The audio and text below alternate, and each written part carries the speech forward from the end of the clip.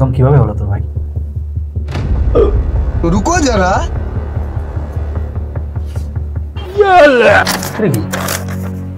আমি 80 কিলোমিটার বেগে গাড়ি চালাচ্ছিলাম, সামনে হুট করে একটা কুকুর চলে এসছে, কুকুরটাকে বাঁচাতে গিয়ে আমি পড়ে গেছি, আমার পা ভেঙে গেছে, মাথা ফেটে গেছে।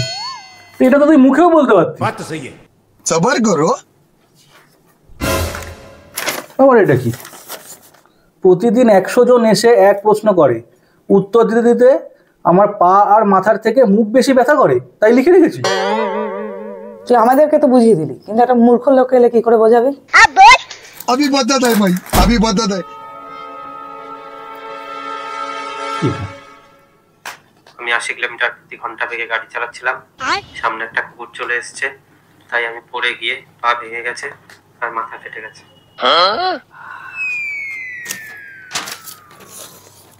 সব ব্যবস্থা আছে। इतने तेजस्वी लोग हैं हमारे पास।